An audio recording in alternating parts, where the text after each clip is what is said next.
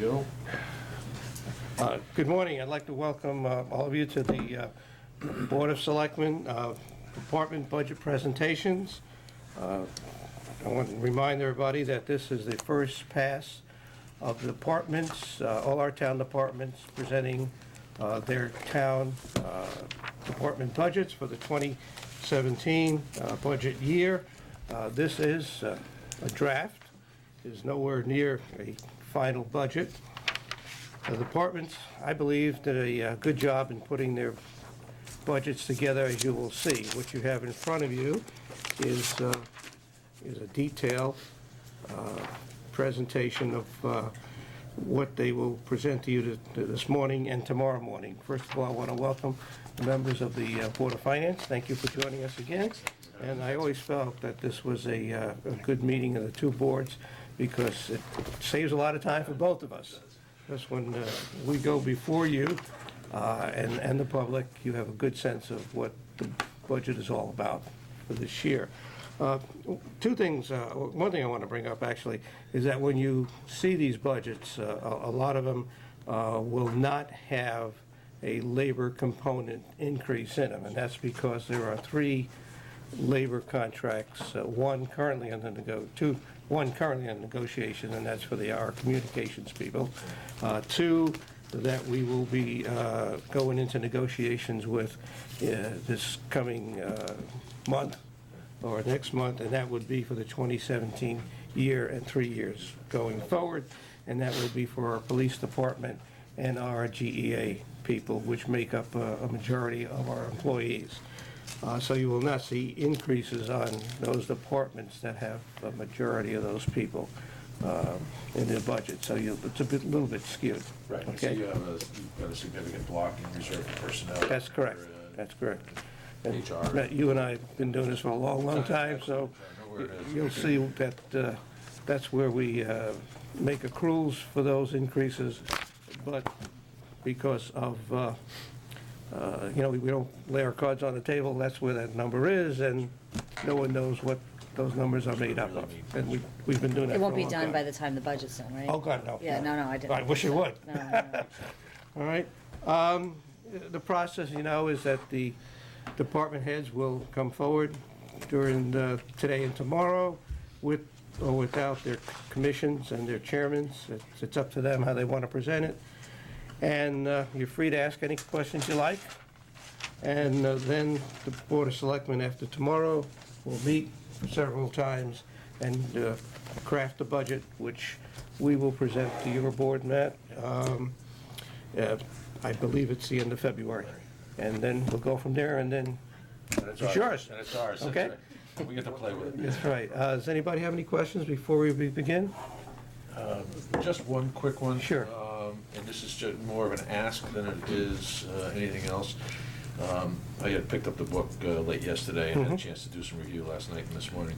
One thing I did notice, and Sheila, maybe on when the Board of Selectmen completes their revisions, is it possible to include a percentage increase in the categories within the major budget areas? Yes, actually, I do that's that what we every asked for. year, and I really wanted to do it last night. We talked about it late. I do a one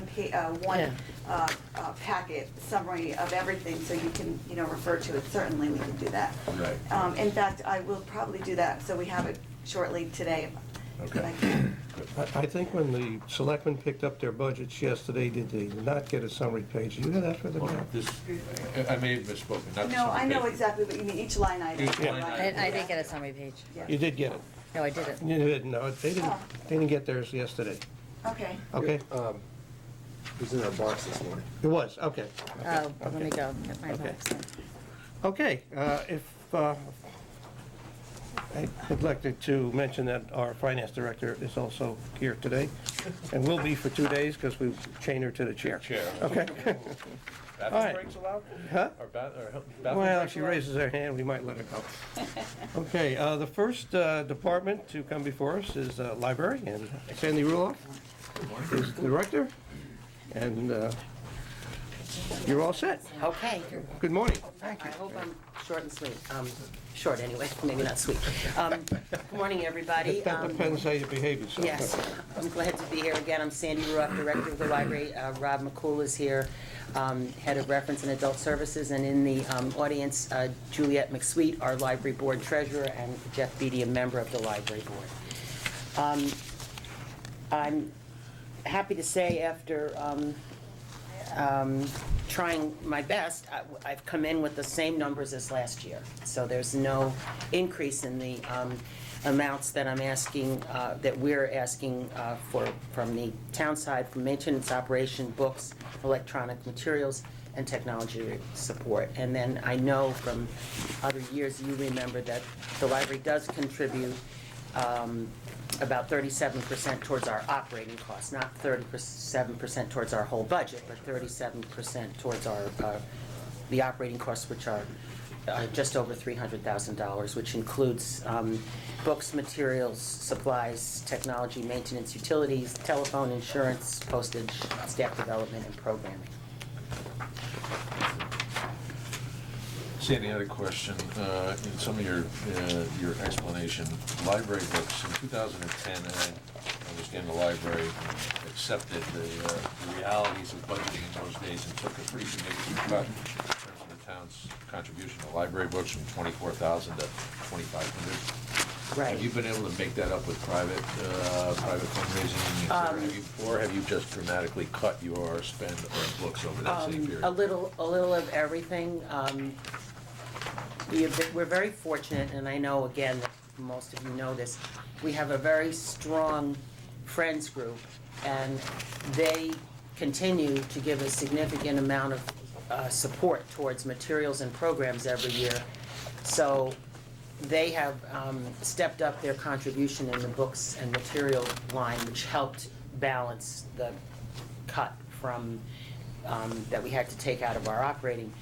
We also, from time to time, get memorial gifts to honor people who have died, or in honor of people's contributions to the library, and we use those. So, and the other thing is the way we're delivering materials through electronic resources as well as print, and we do that in a consortial delivery, so that saves us some money in still offering the materials and titles that people want. Right, so those funds that you receive and some of those that you expend from those private sources, they're off balance sheet? They're not Right. represented in the balance sheet? Correct. Right. So this does not show the total spend for the library, the summary sheet that we have here? Correct. Okay. Correct. Sandy, I'm going to be asking this question just about every department that is going to come before us in the next 2 days. We held our capital budget hearings back in November, and part of the strategies that we've developed over the last 5 or 6 years was to rely on less and less of bonded money for capital projects and more on the operating budget to fund capital projects. And the departments, including your department, have done very well in listening to me. They've done so well that we came in with $2 million of operating, suggested operating money for capital projects, which was way over what we can afford to charge the taxpayers on. So Sheila and I have done a lot of work on reducing that amount to now $1.3 million with the in concert with the departments, which we had cut. That's already in this book. But I'm still looking for more help. Is there any room in what we have in your budget now that we could look at should we need further cuts on the capital side? We discussed this a little bit, I remember. I think the room that we could have is pushing that interior painting further out, or doing it in 4 parts rather than 2 parts. The library, the new library, is almost 10 years old. We opened a renovated library in fiscal year 07, 08, and so I put, not for this coming fiscal year, but I think 2 fiscal years out, I put a figure in for interior painting for the first floor, and then the next year interior painting for the second floor. We do some interior painting from time to time, but this would be a whole professional job, so we could certainly look at that and Okay, try to change it. okay. So Not- bonding that instead of, Well, No, this no, is where I'm I have just to saying defer that- to my expert over here. No, my intent was not to bond. Right. yeah. My intent was just to So move move it, it into the operating budget. Oh, no, okay. to move it into another year. Move, yes, both. Okay, okay. Okay, I was That's what gonna I'm say, looking because you at. wouldn't want to bond Yeah. painting. No. Yeah. Okay, thank you. Sandy, let me follow up on that. The 3 items you have in the capital plan for this year are flat roof repair and maintenance. Is that essential? In discussions with roof experts, including the volunteer help of Guilford resident Tom Gins Jr., we had to invest some significant money into some repairs and examinations last year, and he advised that we have an extensive roof evaluation every year so that we stay under our warranty for the Carlisle roof. There's also some money for the gutter repair on the 1933 roof section. Right, and the slate roof. Slate roof. Yeah, Okay. we invested quite some funds into that, some library funds and some town funds, but it's the kind of thing, if we don't stay on top of it, it's gonna go backward. The last item you have is computer hardware and software replacements. I'm assuming you're cycling out old hardware? Yes, What's your typical lifespan? on I'm gonna that let cycle? Rob talk to that. This has been an extraordinarily successful plan through the town capital project, so I'll let Rob talk about that. We always try to have some hardware that's always sort of brand new, but typically we get at least a minimum of 5 years, and oftentimes close to 10 years out of the computer, depending on its function in the library. Okay. But this sort of enables us to never have to do 70 computers At one time. one Right, time. So it's busy, but, I have one other question, and it relates to your utility line item cable. You guys brought in a separate cable service, internet service for guests or patrons? We upgraded the service for patrons as the wireless use increased, we needed to up that. Right. Are you guys on CEN with the, Yes, we get a great benefit from CEN, and we're hoping soon that a fiber connection is gonna come through that entity. okay. My We're question on was, that. do you happen to know what kind of bandwidth you get from CEN? Because can you partition some of that for guest access as opposed to having to add the cable? Our current CDN signal is one of the lower ones, and that's mainly for staff because we have to be on it for the library automation system. But the plans are in the work and the funding's in place with the state to make that statewide for all public libraries. So we're expecting, the estimate is this summer, but that could easily be this fall. But at that point, we'll be able to shrink down and go with both the staff and the public onto one On the signal CEN? forever. That's exactly what I was getting to, so that could be a cost that we could avoid. Right, going Yes, forward. that's the goal. absolutely. All right, thank you. That's Sam, it. what are the current hours of the library? Weekly?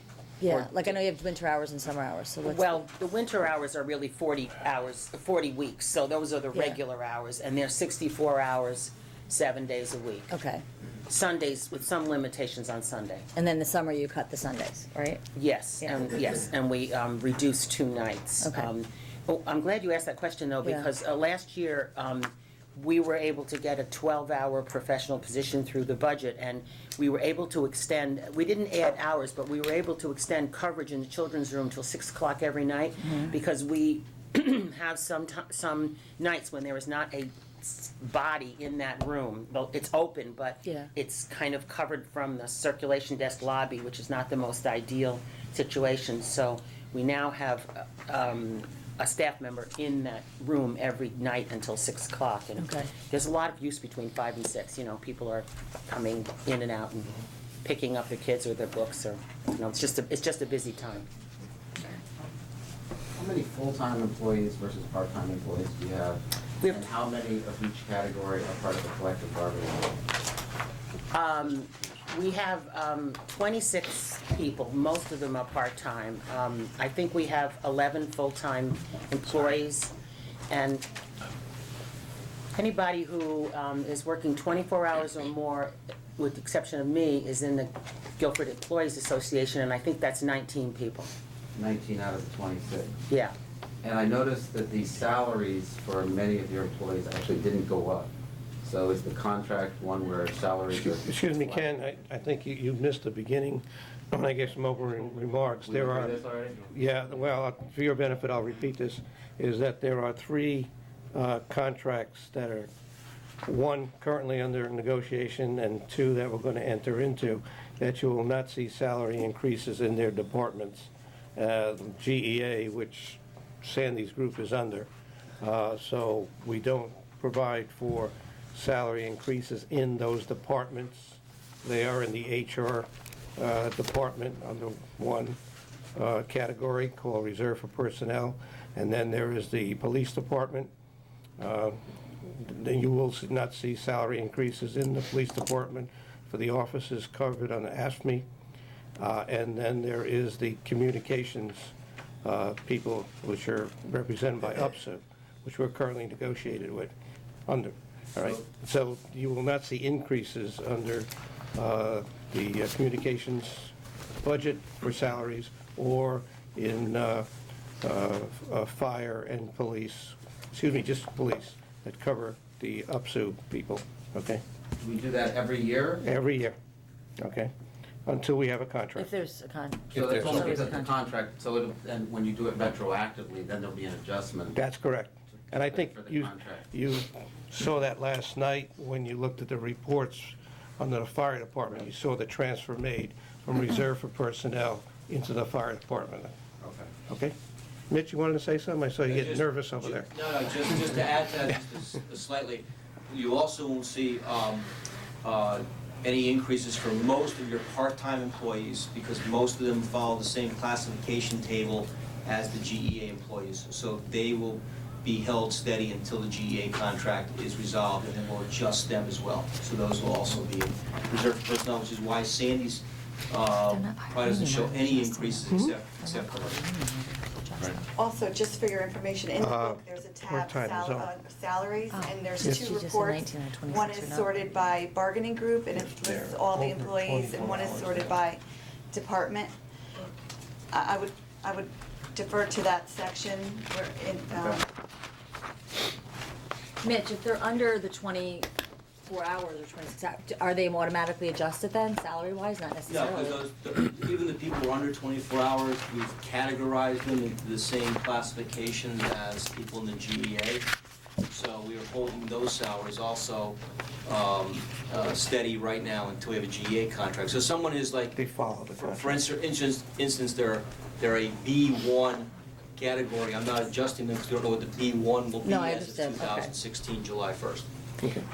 And just in the library anyway, someone who works under 20 hours and is not in a bargaining unit is in a same job that Right, someone. they're just working less hours. Right, Yeah. so it's been the town policy, and I support it, that they're getting the same hourly wage because they're doing the same thing. Right. Thank you. Right, finished? I'll thank you, Mitch. next. Oh, all right. Didn't got that easy. Neither do I, for that matter. No, I just, are there any further questions from the library? Okay, Sandy? No, thank you. Okay, Rob, thank very you. much. Right. Good luck. See you again. Good job. Thank you, Sandy. Next department, Parks and Recreation, Rick Maiden, Director. Yeah.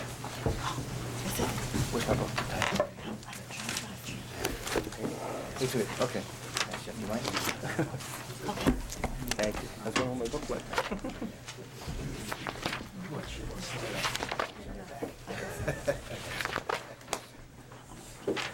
Good morning. Morning, gentlemen.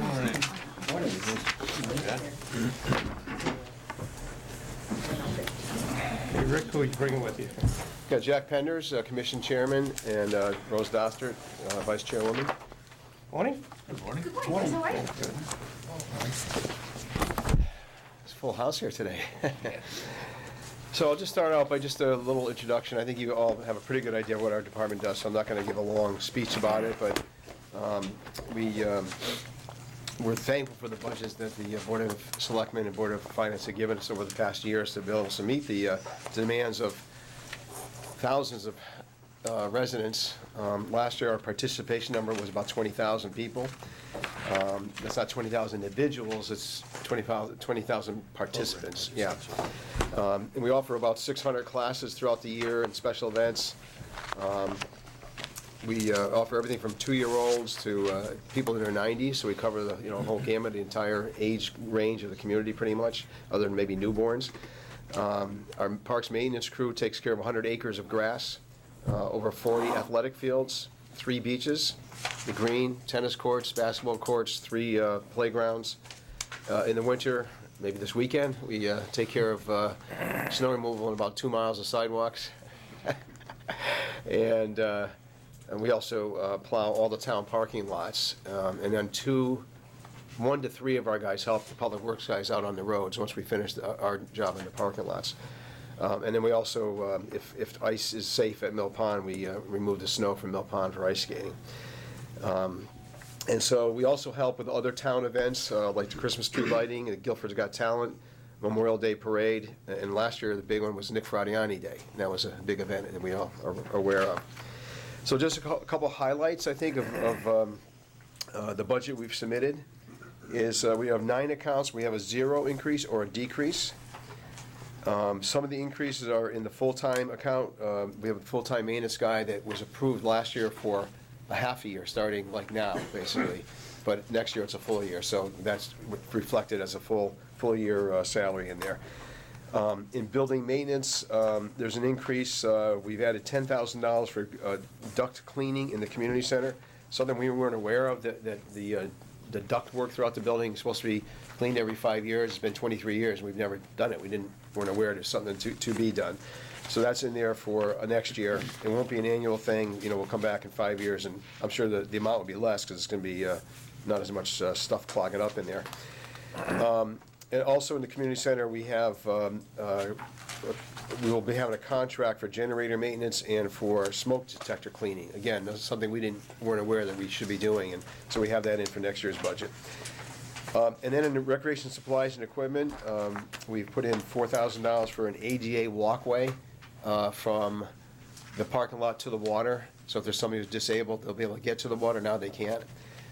So it's something we should do according to ADA regulations. We've got to provide access to people to get to the water. So it's it's called a Moby mat. It's a mat you roll out, and but it's about $4,000 for it, and we could take it up in the winter or off season. And then we also have a projected revenue increase of an 8% increase in revenue, about $9,600. We know we can do better with our boat racks. We have 237 boat racks now, which is more than what we had budgeted for last year. So that's extra revenue with the boat racks. We did just raise the price on room reservations. Commission just did that for this next fiscal year, so we'll have more income there. And we just seeing with the improvements to Jacobs Beach, we're getting more and more people down there, so we expect to have more beach passes sold and more uses of the picnic pavilion there. So our total bottom line increase, excluding the wages, which are still under negotiation, is $28,558, or 1.92%. So that's our increase for next year. We think it's the Commission's worked hard with us on this budget to try to make it reasonable, and I think we're in pretty good shape. We hope you think so too. Questions, please? Certainly. Rick, vehicle maintenance, you're projecting a 25% decrease in vehicle maintenance, which is down dramatically from 2013-14, or rather 2014-15. So it's less than half of what we were spending 2 years ago. What accounts for that? Well, it's $3,000 more than what we budgeted last year. Yeah, that 2 years ago was $48,000. I think that year we lost a motor in one of our trucks, and that alone was like $15,000. Okay. We don't anticipate that's going to happen every year, and so that was a kind of unusual year. I can't remember, it was that year or the year before, one of our mowers, also, the motor caught on fire, one of our big mowers, and that had to get replaced. Okay. So those are kind of unusual circumstances. We do have some new vehicles, so as you get new vehicles, you have less maintenance, obviously, so we're, Unless they're public works trucks, which are more expensive to maintain because of the electronics on them, right? Rick, with the fuel costs are down, why would your fuel costs be going up well, because our actual, from last year? I gotta find where that is here, sorry. I may have it in Yeah, we don't have the, Yeah, if I could find my page here on that, it says actual 36.7 that sounds about right. last year, that was last year, we don't have what this year. They should be in the book. Yeah, I'm trying to find my- So you're saying that you're finding that the actual is exceeding what was budgeted Yes, last year? yeah, Okay. yeah. And keep in mind, last year was a, unusual winter. We were plowing like every, Right. several times a week. That's, So, I don't think we're for sure gonna it might go down. have to be that high, but yes, it's up a little bit, $1,000 more. Okay. And then, with the ground maintenance, can you tell us a little bit about that? Yeah, ground maintenance, I forgot to mention that one. The increase there is, the commission wants us to put in, we need to do some repairs to the Adams tennis courts. They're, got some major cracking. We have in our long range, I think 4 years out, plan to demolish those courts and redo them. But there are some serious cracks in them, and when you play tennis or pickleball, which is getting very, very popular, the ball, it's dead, hits a dead spot, and then there's also the potential for ankle twisters there. So we had some renovations in there, not repairs, not rebuilding, to get us by the next 3 or 4 years when we're gonna tear them apart and redo them. So it's about $17,000. And they're not hairline fractures. Right. They're deep. They're measurable crevices. Oh, yeah, they're like, Not I the still same. think that Yeah, should be in the wide. school budget, but that's a whole other conversation. Well, and I will add that pickleball is played by our seniors. No, I Yeah, know. and I want to be careful of that, Right. so. And I believe there's a senior tennis league. Yeah. There is. Surrounding towns as Yeah. well. Yeah. Rick, Yeah, can I take issue with Cynthia's comment about those belonging Sure. to the schools? We've had a very cooperative relationship Oh, I between the know. schools. Last night at our board meeting, we talked about how the schools pay for the irrigation of all the fields that our children play in through the various sports organizations and park and rec programs. So I'm not sure that was, I'm not sure that's appropriate to throw that. Rick, you and I spoke the other day, talking about our dilemma with the capital expenditures. And that we had to reduce our capital expenditures out of the operating budget down from 2 million down to about 1.3 million, and we have to get it down a little bit more. And I told you about the finance director and I working on it, and we took out the Ford F-550 of $85,000. My question to you, we have to reduce further, and again, this is because we're hit with such a spike in the debt service. Has nothing to do with your department budget. I think your department did a great job on your budget, by the way, okay? But if we have to go further as a board. I'm looking at some of the capital, and I've spoken to the chairman of the Board of Finance about this too. We'd like to keep it around $1 million as a steady year-to-year amount. I'm looking at the multi-purpose utility vehicle with the enclosed cab attachments. That's replacing the 2003 ATV. It's got a $30,000 figure in that. How long can you go if I suggest we move that one more year or more? I think I'd have to talk to Tony and Ralph to, find out what conditions, and I guess it'll be tested this weekend possibly, we haven't, we had some Keep problems with it saying last year. Well, just hearing predictions of, we might get some flurries.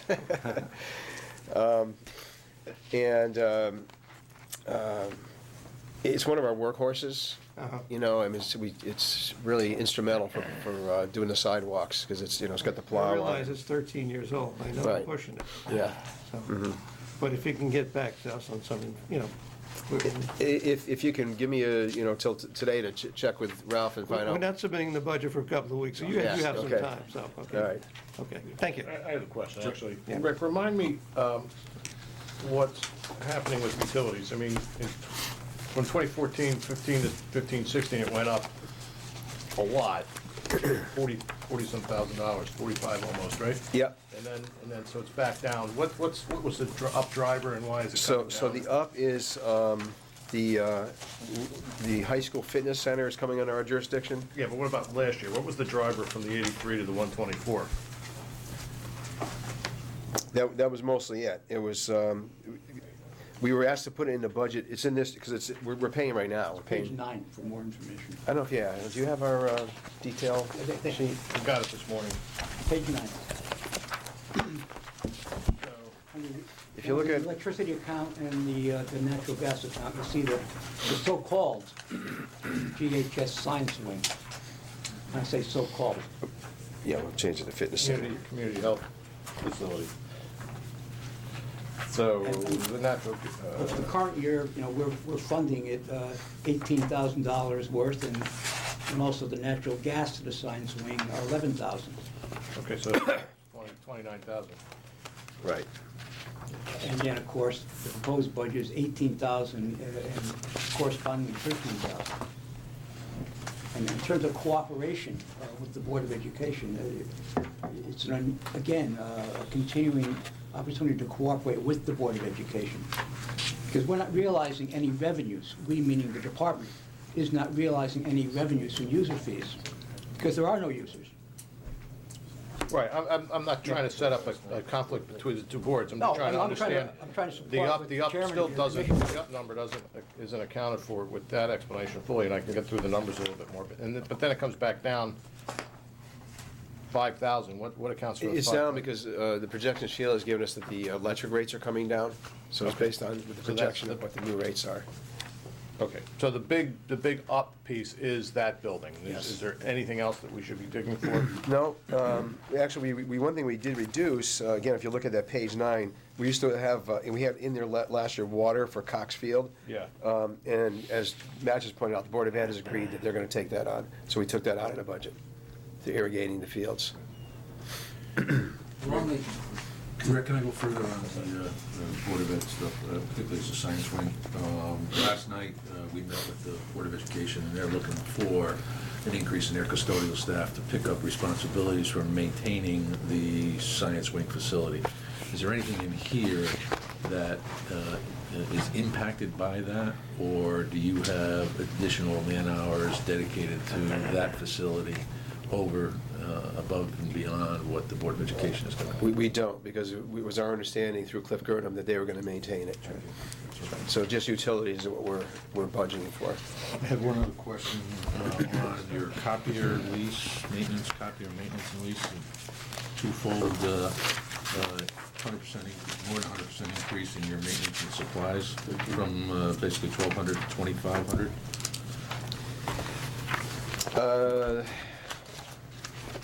Again, these are some numbers that we get from the finance office. They kind of give us some idea of what to budget for the lease and the maintenance on that. And so, Turfing that one to Sheila? There's also a schedule that we prepared in the front of the book for all the copiers and the maintenance costs. All right. But what explains, does that sheet explain the rationale for such a dramatic increase? It will. It doesn't compare it, but it shows exactly how the number 417 is calculated. Okay. Last question, Rick. This came up last night at a Board of Finance meeting. The utility line item for Jacobs Beach is $500. That's a fair number? Because last night there was some confusion as to a Northeast, Eversource, excuse me, I'm still in Northeast Utilities guy. An Eversource bill that came under question. 500 is about the yeah, right it's number. pretty minimal there, because, it's really, it's lights in the bathhouse, and that's about it. It's really, it's three months. To Matt's question, there was a warrant that we approved last night for $2,000 for utilities down on Seaside Avenue. And that was what I was asking about, so I didn't know that we spent $24,000 a year down there. It was 2,000? $22,000, What I- 1,700 plus 300. What I wanted to kind of tell you last night is that the Munis only has a small window for the memo, and that's a combined bill for the Park and Rec and the Seaside Avenue. It's all on one bill. It's really the community center, 32 Church Street. Well, that makes more sense, 'cause Yeah. that's, I wanted to ask you about Lake Quannapock, which has been a recurring issue before all the boards for many years. You indicated here on page 1 of your general narrative that you're working with a planner on a grant from Dept to remove the invasive weeds. That, over the years, has been a big cost factor for us. Where is it now? well, we just got notice we got the grant. Yeah, we right, received Joe? $20,000 grant last week. We received notice of the grant last week. Yeah. It's a matching grant. The state is going to give us, under the Urban Act, $20,000. Rick has put in $20,000 in the capital plan. So we do have $40,000 now, and the Guilford Foundation is donating $5,000, so that's $45,000 for the cleanup. But that's only a 1 year, Ken. Right. As I say over and over It's a again. recurring Yeah, issue. and not to get into a long discussion, the long-term solution to Lake Quannapock is to dredge it, put a channel in, rebuild the dam. The dam is a town dam. We can do that anytime as long as we have the funds, and the funds could be had by floating a bond issue, and that's not the big problem, although money is always a problem. The bigger problem is getting the approval of Dept to allow us to dig that trench or to dredge it. And I'm working with Representative Candelora to get the permission from the Commissioner of Dept. So that's not going to be an easy fight, but that is the long-term solution, or else, in the meantime, we're going to have to put money into a yearly budget to do what we're doing in this budget, and that is to treat it with the herbicide, and on certain areas of the lake, which is the north side where we have the launch area for the boats, and on the southern side where the shoal is. And as far as the beach area goes, which the town does own, and we can do what we like there, is to put down these mats, which Rick has spoken many times about. These mats are heavy mats which go into the beach area, there's a swimming area, which will retard the growth of the weeds, good and bad weeds, I don't care. And then these mats will be put down in the spring and will be taken up in the fall. And it serves a dual purpose because it becomes a training exercise for our dive team out of the fire department. And we don't spend any labor because now it's a training exercise. So we buy the mats, and the mats have a lifetime of 5 or 8 years. Yeah, 5 Help to me out. 10. 5 to 10, which is even better. So we'll spend the money, maybe 5 or 10 years once, the training exercise for the fire department, and we eliminated the problem, at least in the beach area. But it's a big lake, Oh, yeah. okay? And we've just got to get the state to cooperate. Now, our legislative delegation, it knows about the problem and is working very hard with the town. But we just have to get the state on board, and that's not easy. That's a long answer to a short question, I'm sorry. No, I appreciate the But answer. that's where we are. Quick follow-up to that, Joe, you Yeah. mentioned state's giving us a $20,000 grant, we're appropriating, or intending to fund out of capital another 20, there's a private donation of 5,000. The total cost is 68,000. No, that's what the total grant that we put in. We asked for. Now, the reason why, according to the state, that we didn't, we were gonna get 34. Okay, and we were gonna match 34. Okay, that's where the 68 came in. Okay, the state is claiming that we only got 20 because, Rick, they said that we put, the price we put in for the herbicides, which we got as estimates, was a little bit high. Anything you want to add to that? I did know Gary hear- has to say something. I did- Oh, I was just with the new information, that whole line has to be reevaluated and changed. It's premature to comment on it because you don't even have the information yet, I don't think, on the What the real DEP's cost is. response and their, or maybe you do. Well, not for the long-term thing that Joe's talking about, but but for the weed control. And the weed control, I want to emphasize, the grant is only for invasive weeds, which they clearly identify what those weeds are. And so Greg Bugbee from the Connecticut Agricultural Experimental Station, I can get that out, who's an expert. He's a Guilford resident, and he's been wonderful, doing a lot of volunteer work helping us. He helped Kevin McGee and me write the grant, and he identified where these invasive weeds are that the state will allow us to remove. And it's about 18 acres. So, and the lake is what, 99 acres, something like that? So it's, it's 89 acres. So, I mean, it's, a relatively small percentage, but we can only go after the invasive weeds. We can't go after all the weeds in the lake, it's just whatever they allow us to go after with this grant. Yeah, I would also observe with due respect to Joe that the reason the DEP is resisting is there's some legitimate scientific belief, which I'm not capable of sorting out, that some of these actions that are recommended by the Friends and others are not necessarily beneficial, and that the reason there's the invasives is prior misapplication of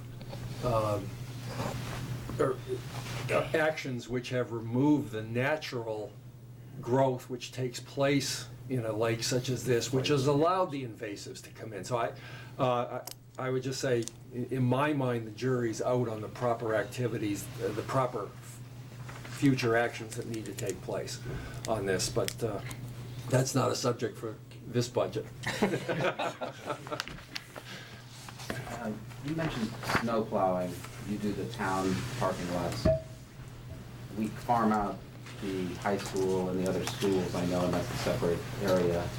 And this year we did it, I think it was 50 or 55,000 for the high school, and it was not an a la carte, it's a one-shot fee, so no snow, then they get the windfall for the plower. If there's a lot of snow, then it's back.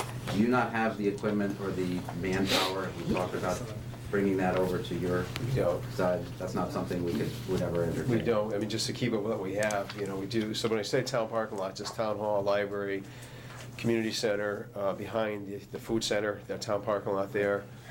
Probably missing Some of the streets too. Well, yeah, like I said, 1 to 3 of our guys will go on and help Public Works, so we're on the roads with them, so they don't have to contract that out. We work with those guys. And then sidewalks, it's about 2 miles of sidewalks, the Green, River Street. We have to do the Whitfield Street all the way over the bridge, all the way down to Seaside Avenue. And then Seaside Avenue is a section that's town-owned, so it's about 2 miles. So generally, we have 3 guys that are, I only have 6 full-time guys. 3 of them are doing the sidewalks, 2 in parking lots, and then 3 initially in parking lots, and then 1 of them will peel off, go help Public Works. When the other 2 guys kind of get the parking lots under control, they go and help Public Works also.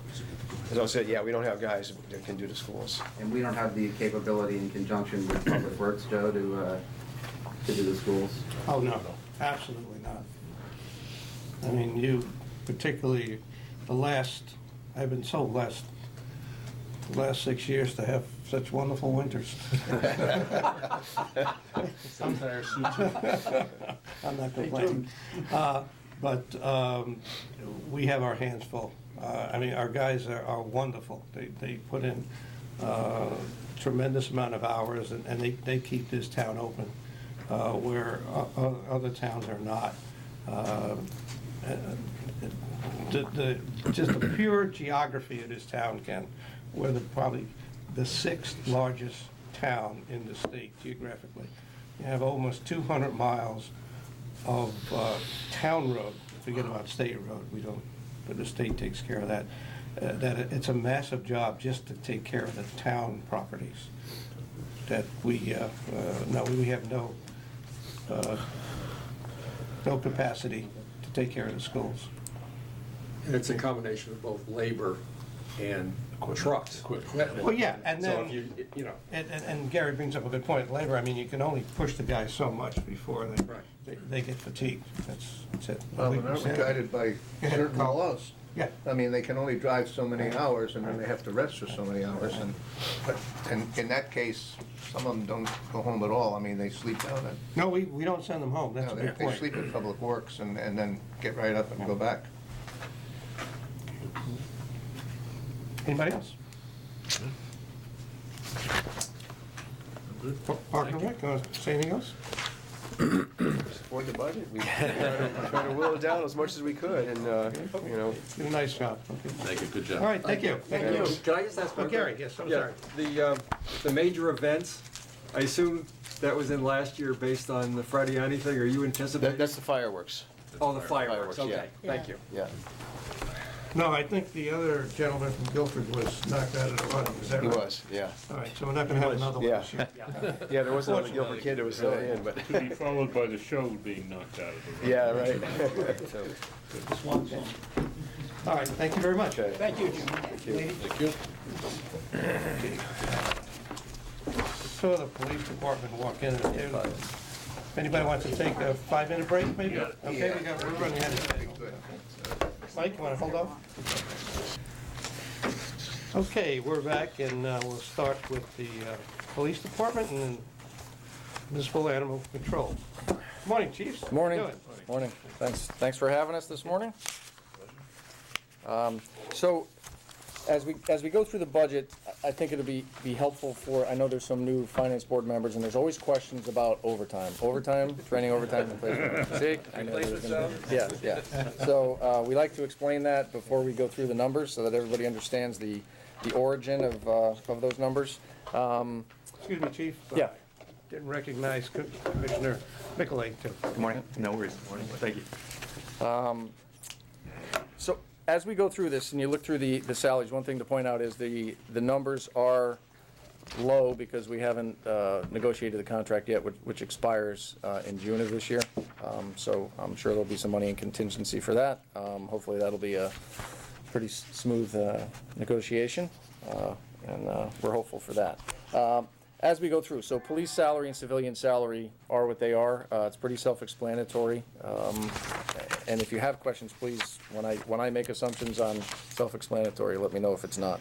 The notes were made in both the police and the civilian salaries with regard to contracts that are due to expire and are not reflecting increases for those. So just as kind of a forewarning on that.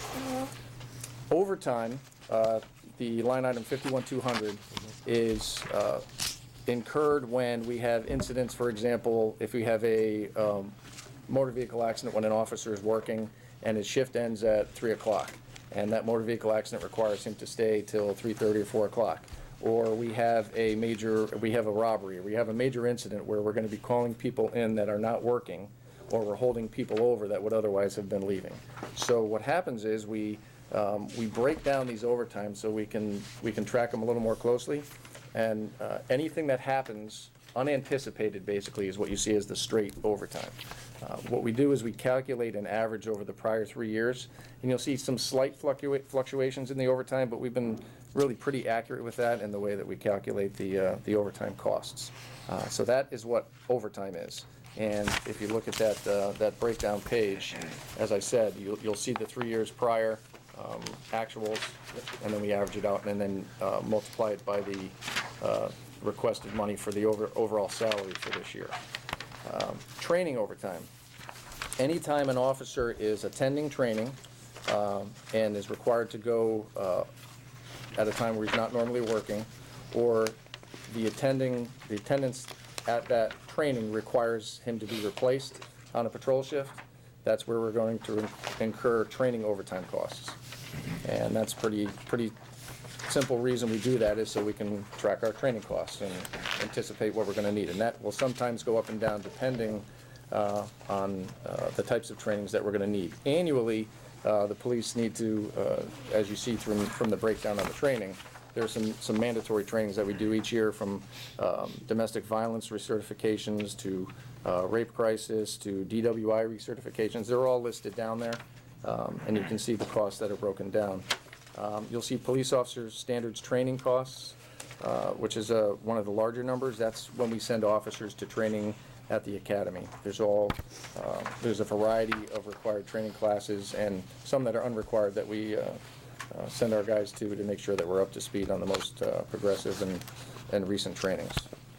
Replacement overtime, which is line item 51,800. Replacement overtime reflects any overtime incurred when replacing everything from a vacation to a sick to a holiday to a personal day, all the contractually allowed for days off that all the officers have in their contract. Whenever they exercise the right to take that day and it brings our minimum manpower below what's required to staff that day, then we have to replace that. So if Officer Jones takes a week of vacation and 3 of those days brings us below our required minimum manpower, then 3 of those days we'll post a replacement and have to fill it. Are there any questions on the overtime? Yeah, so why do you anticipate a 5.3% with the overtime, whereas last year's was 4 point whatever? Like, are you anticipating a salary? It's just simply the certain- 3-year average. Okay, So we that's- take the 3 prior years, in this case. Was there something unusual that happened 3 years ago, why there was so much? Was there like a big? I believe there was a storm Okay, that in was- 12-13, which incurred a Okay. lot of overtime costs. Yeah, So, Okay. again, the overtime, it's been fairly consistent. When you look at 6.3, 4.6, 4.9, that's not too bad, Yeah. as far as consistency is concerned. Right. And predictability. okay, so that's how you did it, okay. got Yeah. it. Anything else on salaries? And that's replacements are in overtime, right? Typically? I'm sorry? Replacements would come in at overtime? Overtime rates. Overtime Correct. rates? And that Anytime would you be in have a addition replacement, to it would- their regular Correct. duty? So if an officer came in when they're working beyond their 40-hour regular shift, it would be at time and a half. There are occasions within the contract that are a double time and a half. If you have to order somebody who's on a holiday or a vacation day, they're coming in at double time and a half. A lot of the ones that you see in here are just voluntary. You post out, okay, hey, we have overtime on Monday from 3 to 7, and if nobody takes it, you have to start going up the list and you try and tag somebody that's already working that day, and if you don't get them, you have to go to the people that are off duty. And just out of curiosity, what's the process by which you select who fills in those replacement spots? It's primarily seniority, so we have a list of senior officers, and we start from the bottom, and the least senior who is already working is selected, and you go through the whole list to get people that are already working from a seniority up basis, and then when you run out of available there, you go back to the bottom and start getting people that are not working from a low seniority to the upper seniority. Just for clarification, Chief, now, this does not enter into contract jobs. Correct. Any job you see where someone's standing out on the street with a contractor, the town pays nothing for that. So essentially, we administer the overtime and we make it available. So if CLMP calls up and says, I need 3 guys, we will post it out. If nobody takes it, we do not order anybody. If they do take it, then CLMP pays the full cost of salary, Social Security, workers' comp to cover the vehicle as well. And the vehicle cost if they request a vehicle. And it's not pensionable, too. Correct. Not pensionable either.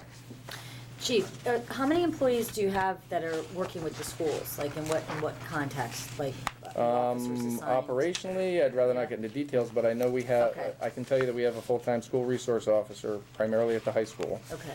And then we have patrol protocols for covering all the other schools with everybody. Is there an officer that does education at the middle schools, or no? Because I know we used to have.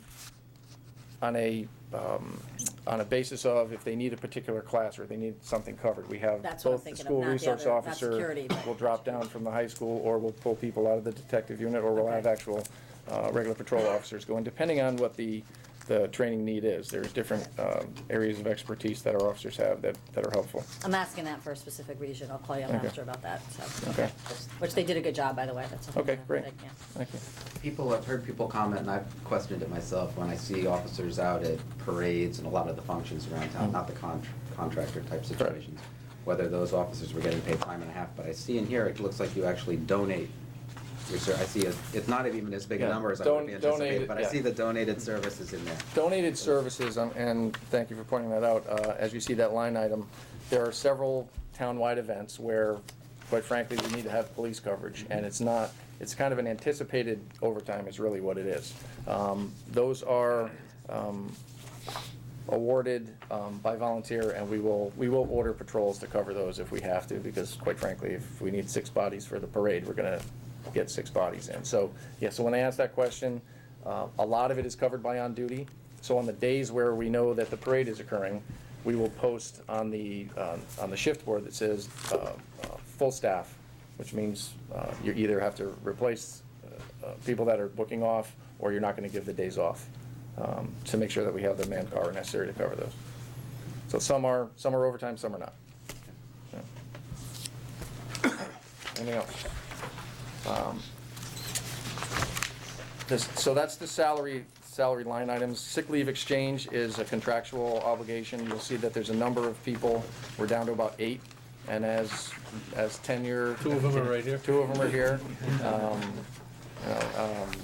Little by little, you're seeing that number dwindling. So within, a matter of years, you'll see it down to just a few. Yeah, just a few, and that's just a contractual thing.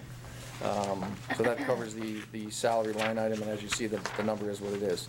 As we get into the non-salary, the operating budget, I imagine you've noticed some substantial decreases in utilities and gasoline. That's a bonus for us, and we're happy to see that number drop.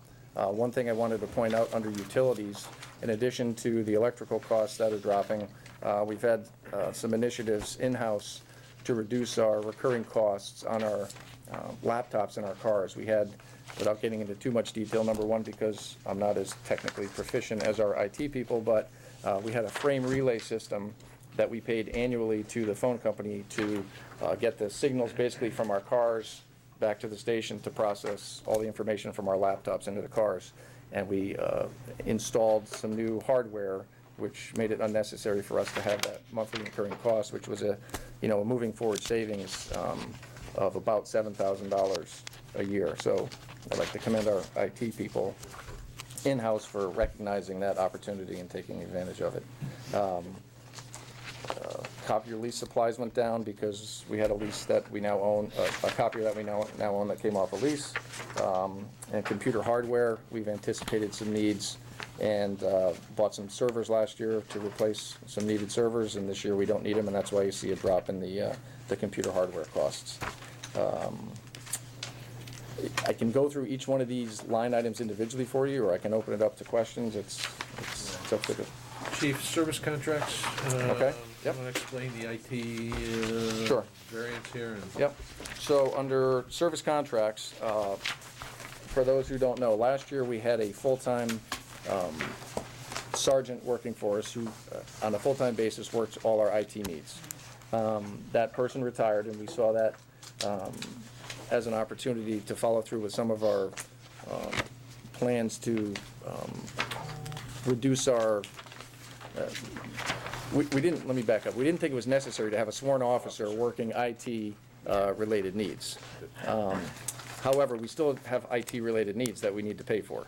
And so in the short term, I know the town's looking at some, had an IT audit townwide, and we're evaluating our needs in-house along with that audit and along with other members of town departments. But in the short term, we need to budget to cover our IT needs, and that's everything from installing new printers to getting new laptops in to handling network issues. And so we've identified, again, just as a matter of budgeting, a number for basically contracting out right now for an outside vendor. So it's not an employee, but it's an IT cost that we're going to need to cover to do those things. Is that the IT technical support? Correct. And we did, just to point out, part of that includes a number that had previously been, for some reason, in computer hardware. We slid that number over to service contracts, IT tech support. I know, Chief, for years there was concern about the propriety of having your own sworn officer as a resource due to sensitive information. Is that no longer as much a concern to you? Well, it's still a concern, but there are contractors out there who are working for police departments on a daily basis, and we would background everybody that went through, and they'd still need the same vetting process to work in our buildings. But there are, as IT develops, obviously, different resources become available, and they've specialized themselves to police departments and municipalities that have this need. So overall, it's, as you can see, the non-salary operating budget has dropped by 0.33%. We're pretty proud of the fact that we do a zero-based budgeting. We go through and we're not just building on what we had before. I know that's the direction that we get from Town Hall. We've also haven't added any bodies this year, another direction. We're comfortable with this budget, that we can continue doing what the town expects from us, and we're hopeful that we get the support from the town to do that. The $200,000 computer technology, that in an earlier meeting, you talked about that software you wanted a next Right. gen, I think it was, or something? Well, that's an example of it, right. So that's, I'm sorry, if you want to finish. Is that what that is, or? Correct. Yeah, so there's $200,000 in the 5-year capital, sorry. Yeah, it's in capital Yeah, plan. yeah, that's in the, Not the service That's contract. capital. yeah. So that's under capital. Chief, Yeah. So since we that's mentioned... not part of the $200,000 technology? Okay. Oh, you mean under, I got I'm you. looking in the capital tab over here, Yeah. and it says police computer technology, $200,000. That's what That's what it is. That's what that is. Yeah. Chief, since we're talking about capital, you and I have gone over this. You know, we have reduced our capital in Sure. the operating budget. And you were agreeable in removing the unmarked vehicle and putting into next year $31,000, which helped us reduce the capital by $659,000. But we're still going to have to squeeze capital a little bit more. How important is the license plate reader? Should we have to go any further? Well, from an importance perspective, we've operated without it forever. We've never had one. It's it's a investigative tool that I think is helpful for law enforcement. Can we operate without it? Obviously, we can. We have for forever. So push come to shove, we can put it into next year if we had to. If we have to do that, Okay, thank we you. have to do that. Sure.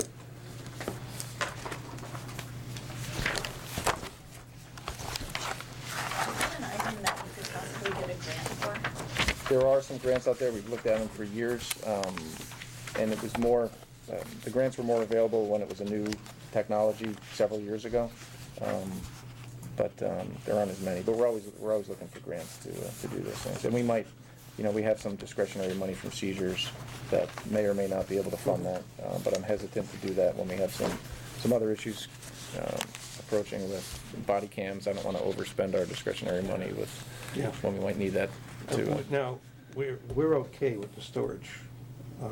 With our plan, according to what they're telling us, yeah. Okay. So hopefully no surprises. Okay, good. Yeah. Chief, in addition to the lower fuel costs, are you realizing any savings from the new vehicles that Yes, I did a report last year, and the reality is actually, as you look at the report, the new vehicles are actually, some of them are old. So they've been in place for a while, and please don't quote me on the numbers, but after a year, I did a report on the comparison between the, it's called a Interceptor Explorer versus the Crown Victorias, and it was, if I'm not mistaken, about a 30% savings in fuel cost. Wow. So you had we have every month when we fill our gas, we track miles, gas, miles per gallon through the system that we have. And the Crown Victorias were using an average somewhere in 10, between 9 and 11 miles per gallon. And so just by going to these police interceptors, the Explorer interceptors, those went up to about 13 miles per gallon. As you can see, it's a pretty substantial number in over a year. And when we implement, the more we implement Interceptor Explorers, the more savings you see. So in this budget, we would be proposing replacing the last 3 Crown Victorias, which are 2011 cars. And so we've realized the savings, additional savings there as well. So thanks for the question. Is there a lot of miles in the 2011? Yeah, they're getting up. They're projected up in the 90s and hundreds, as one of them in the 85. But the problem is they're having some issues. One right now is down at Public Works, the transmission. I don't know what the other one is for. Can't remember what the other issue is. They have more service issues. As we get up, we found obviously over the years that as you get up closer to 100,000 miles, you have more downtime on the cars. And when you have the downtime on the cars getting repaired, you have repair costs on vehicles that are out of warranty, and then you increase the miles on the cars that you projected to last a little longer. So it's kind of a trickle-down effect. So what mileage do you try to replace the vehicles? 100,000. Some within the, it usually ends up between 90 and maybe a little over 100,000. But that's the goal. Just real quick, did I hear that the unmarked might be one that We had originally, is not priority, the other? correct, we originally proposed an unmarked, You did, and, okay, 'cause I- yeah, yeah, that's what I thought. he had asked me and I moved it out, yeah. This buy money, is that pretty stable from year to year? It's pretty stable, yeah, we've kept it around that same amount. Usually What money expend did you it? say? Buy money. Under special investigations, there's buy money that we use for exactly what it sounds like. We'll Right. undercover operations for, and, you know, just to point out, it really is an effective use. We just had our officers put together a nice case recently. You may have seen it in the press there, where they, it was necessary to spend a few bucks, but made an arrest on a heroin, cocaine pot dealer in town. So, that's why we do it. Regarding that, and it's been brought up numerous times, and Representative Scanlon brought it up at a Board of Ed meeting the other day, which is, we're hearing more and more about this heroin epidemic that's really nationwide and statewide, and by definition, it's a problem here, maybe not as great as some other communities, but it's not to be ignored, and you just mentioned that you made the one bus. What are you able to do, and are you doing things to actively, what steps are you taking to actively try to police the drug problem as it may or may not, clearly does exist in Guilford? Well, as you mentioned, the heroin problem is a problem, and, you know, I was watching, I think it was a 60 Minutes show last night, I'm not sure exactly, but, you know, the statistics show that the most prevalent users of heroin are white males between 22 to 28 years old in suburban areas. I think that kind of hits us right in the nail on the head. So there's different programs out there that have been developed.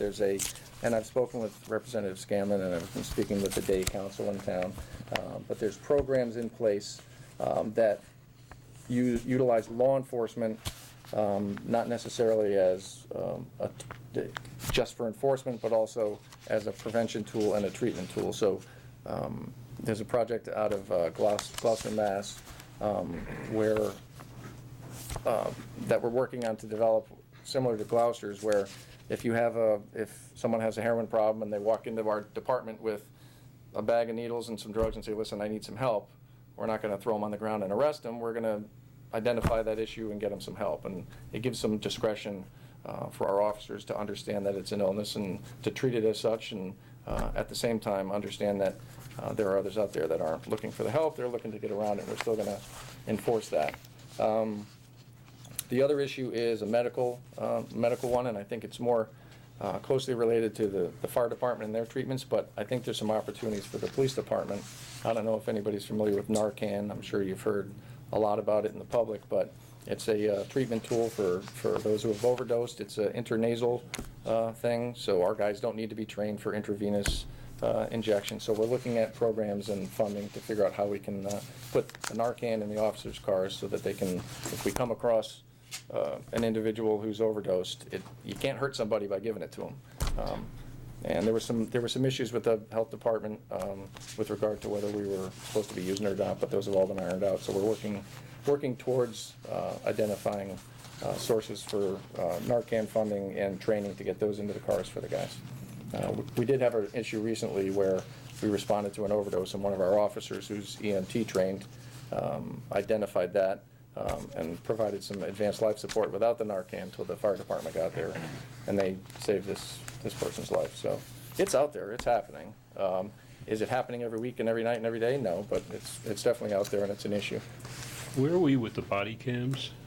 We're currently in the evaluation phase, so our officers have 3 different vendors of body cams, and we're wearing those and evaluating which one's going to work best for us from a use and storage perspective. Are we doing this through grants, or is it? We actually were privately funded. An individual from the town of Guilford approached us and offered last year to pay the full cost to buy body cameras for every officer in town. And that should cover probably 85 to 90% of our needs on it. Chief, have you seen anything, has there been any settled case law relative to the information that you collect, the storage, who has access to it? Is The it Freedom of Information FOIable? issue? Yes. Yeah. And what are our long-term obligations relative to storing that? And do we have the capacity to do that today? Because my assumption is you're going to be storing an awful lot of video footage, which is Takes a lot pretty of- high bandwidth and, Yes. and a lot of storage. Yeah, there are FOI requirements and there are records retention requirements in the state of Connecticut that mandate how long you keep those things. There's a lot of discussion going around between the legislature and FOI and the state librarian who oversees records retention about how the retention of these videos is going to impact people. So you had a couple questions. One is who gets it, who has access to it. As far as I'm concerned, we have to comply with what freedom of information requires. If there's some footage out there that is of a sensitive nature, whether it's somebody that was injured or killed, they're pretty strict about the fact they passed some legislation that you don't have to release video footage of people that were injured or killed or shot.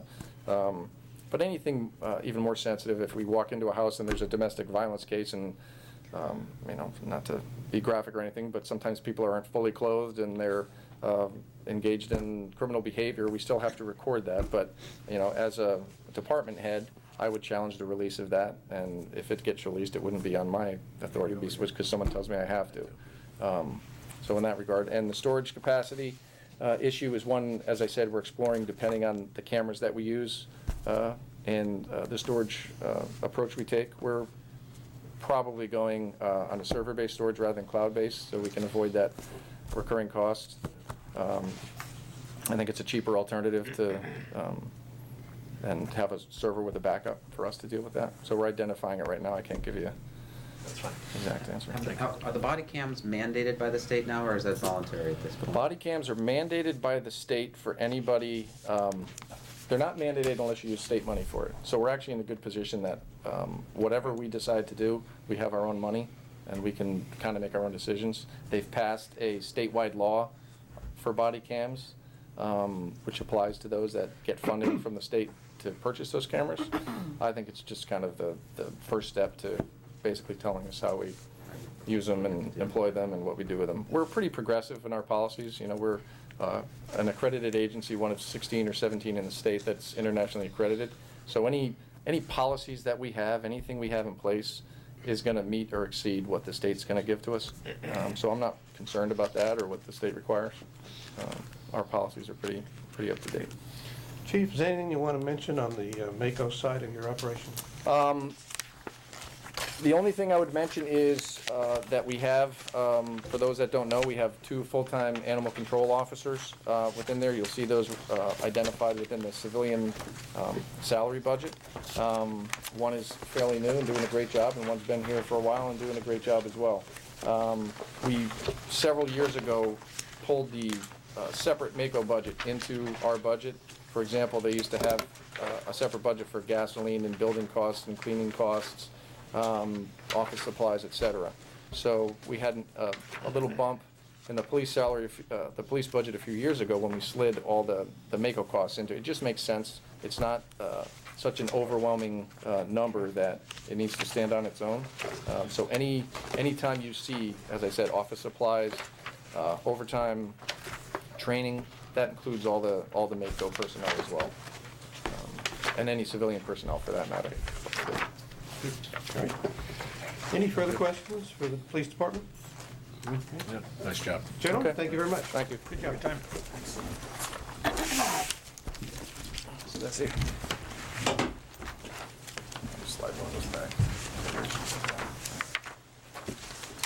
For the rest of your budgets. If anybody thinks of a question afterwards, feel free to give me a call at the office. And I can- Thank you. Thank you, Chief. This was a presentation that was armed and dangerous. Yeah, exactly.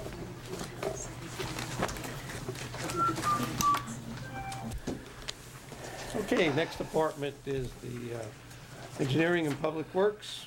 We have the Director, Mr. Jim Portley, and I see he's with Pat Kenny, member of the Commission. Morning. Morning. Good morning, everybody. Jim, whoever wants to start. Patrick's going to give Pat? us the Okay, Pat, you're on. Yeah, I'll kick it off just on behalf of the Public Works Commission. We have some new blood on the commission. We have 2 new members, and we're excited about that. We've taken that opportunity to introducing our new members to the process in the department to sort of take a step back and look at some of the things that we do, and you'll see that reflected in our thinking with the budget that we're going to present to you this morning. In addition to the new makeup of the commission, the department itself has new blood in it, which is a good thing. I think morale is great, and the introduction of newer and in often cases younger people really is important for the department as it grows and sustains itself into the future.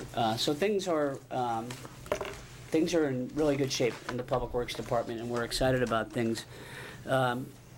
When I talked about taking a step back, specific to the budgeting process, there are probably 4 areas in this budget that I think are the high points for you to consider. And so we looked at some areas, specifically overtime, winter road maintenance, and summer road maintenance. And when we were explaining to our new members about what we based our traditional requests on, they were formulas that we've used for a long time. With overtime and winter road maintenance, it was based on 13 storms, 7 hours in duration. For the full complement of the department would be the formula that got us to what we would request in overtime. And for winter road maintenance, we had some static numbers on the materials that we would purchase. That tonnage we would plug into what the state bid was that year, and that would come out with our figure. But those numbers have really changed, and it's open for debate, and we understand fully that we have a job to do, and both the Board of Finance and the Board of Selectmen has a job to do. So we looked at the last 2 years, and for overtime, and so the other piece of context I'll provide is that our budget is about $2.3 million, so 1% increase in our budget is $23,000. I'll have Matt check me on my math. I think that's pretty good. So in overtime, we saw that what we had been requesting, we had been blowing through in years past, and so that line item, we are coming in for approximately a $45,000 increase, which would be almost a full 2% in itself. And the way things have been done in the past, it's, that number is what that number is. If you go over overtime, there's never been a Board of Selectmen or a First Selectman that has said, stop working, shut the roads down. So, but we felt a responsibility to make that a real number, and that's something that I would point out. With winter road maintenance, I think the percentage or the incremental increase is approximately $15,000. I round off, so and that's just because of the amount of materials that we've seen in the last couple of years. Summer road maintenance, we went back and we looked at the last, I want to say 30 years of our summer road maintenance chip sealing program. Mark Damiani did a report for us that was tremendous in terms of you looked at all the years and what we've done, and we talked about a 7-year cycle that we we had tried to adhere to. And then you see 2011, 2012, 2012, 2013, when those columns were blank.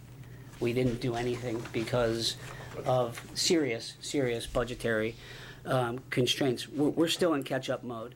So in this budget, I think it's approximately a $38,000 increase in summer road maintenance.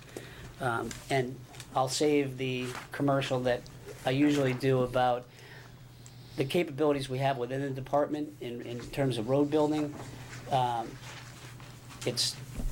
think it's universally agreed upon that probably saves the town several $100,000 a year because we do things inside as opposed to having to contract them out. I'll conclude with good news. Fuel has gone down quite a bit. We've all seen that at the pump ourselves, so that's a $24,000 decrease from last year in terms of fuel. But I did want to just kick it off with a little endorsement from the commission. We did go through this process. We feel good about the budget that Jim can walk you through and answer any questions on. And we did unanimously vote in favor of this budget that's being presented to you today. Pat, maybe I misunderstood, but you're saying that you did have our summer road maintenance and winter road maintenance budget, so things were done. You're just, because I thought you just said that things weren't done, but they were done, but maybe not as much as you wanted to do. So in 2 fiscal years, Yeah. we did not have a chip sealing program for summer road maintenance. Okay. Which years was that? Yeah, I don't know what he said. 11 and 12, he says. Yeah, it might have been 10 and 11, 11 and 12. It was very modest, and there was some problems with the Listen, I know we've been chip contractor, sealing. and there was Josh King, who speaks specific. I get phone calls every year about chip sealing. And then there was, it was curtailed the other year because there was a jump in the price of oil, and I think Comer wanted to come in for an increase, and things didn't get done. So, or as much as we would have liked to get done. Yeah, so I might have misspoke. It might not have been zeroed out, It but was cut back. when you look at Because, I mean, you have a it budget here, it shows it was spent, so. right, it was cut back Right. significantly. Okay. I think what probably happened is you could do less roads with the same amount of money. So the dollar amount was there, but the amount of roads that you could do was a little bit lower. I don't remember a year where we didn't do chip sealing, so I take issue with that comment. I remember when the commission first started that in one or both those years, we significantly cut it back. You probably did. Maybe Because of cut the it in oil half. cost, that was the issue. I Yeah. remember, that's what I'm saying, but we've done chip seal. I understand that you Yeah. didn't do as much as you wanted. So the point is, and I apologize if I misspoke, but the point is that we are in catch-up mode, and there are some specific examples that we can talk about that roads are in a serious state of disrepair that need to be addressed. But to that point with that spike in oil, and I remember that year, it was just like out of nowhere. Yeah. Oil prices are down 65% here. Why would that number not react to that? Who's the supplier of this oil that somehow magically is still able to charge the same price they Well, did? you know, just to pick up where Lou started, that spike in oil, I believe, It was in 10 or 11. wasn't 10 and 11. That was 2008 or 2007, where I believe I was on the Board of Selectmen at the time, not First Selectman, where we had to appropriate more money. So I think your years are wrong. Well, you know, it was going back through records that weren't very clear, and if there is an area, it's unintentional. We have the report And the that current shows. management of that department is not here anymore. I'll say that, okay? But that's when we had to vote on additional appropriations to do the chip sealing, but that was a long time ago. Yeah, and we've been actually, what, 4 or 5 years, we've been catching up. But we've also had, for the last 2 or 3 years, some very, very harsh winters. Well, and we've been especially catching after up the in hurricane. 2 ways. We've been doing more chip sealing, and we've also been putting more money into the 5-year capital plan, and we've been putting, by way of either through the operating budget and through appropriations of bond money. Right.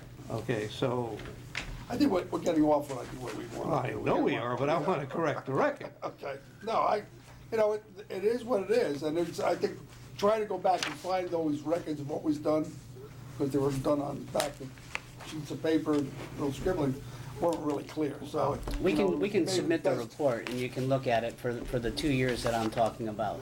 That, I think the most important thing is if you have a record of how many miles of chip sealing you did over the last 10 years, that would tell the story. That's right. Not what we spent, not what the cost of oil Right. was, but Right. the number of miles. Because my recollection is, at one point, we were doing less miles than we needed to do to keep pace with a 7-year schedule of chip sealing roads on a regular basis. So that is the number that I would like to see. And can I come back to my question, though, which is, what are these contracts, is there another supplier? I mean, how is it possible that we're not realizing now? an enormous saving in this oil for this purpose? And those contracts are being bid out now by the state. What we did, we basically go on the tails of the state bid prices. We used to do our own bids. Okay. The last few years, the state goes out and they put bids out just like they do on many other things, and we haven't got those prices in yet. So what we put into the budget was based on our best guess to where it's gonna be. I mean. Yeah, but it should be down, not up. Well, yeah, but these were put together 2 months ago, and then all of a sudden, this price has gone down significantly, and we don't know. And we're just gonna, we're not gonna spend, we have what we've identified, and I've got, here, the list of all the projects we have coming this year. And I've also listed out in presentation to the Public Works Commission, the chip roads are gonna chip seal. And this is all part of the preparation. So if the price goes down, this is what we're gonna do. It'll be lower. Yeah. it's more mileage, so the prices will be less. The drop in I oil will should be, drop I down will to be chip sealing. interested in both of those details. I'd be glad to provide it. I can give you the roads that are listed for the coming year, the square yardage, the lengths, And the price of this and the material. price that we use, that we. When is use that for likely the to be, calculation. when are we likely to know exactly what that price is? When does the state? The state is the state. Sometimes, I can't tell you. I would appreciate think that, probably but- about April. I think it was like April, May. so- Jim, but April, let me ask the question another way.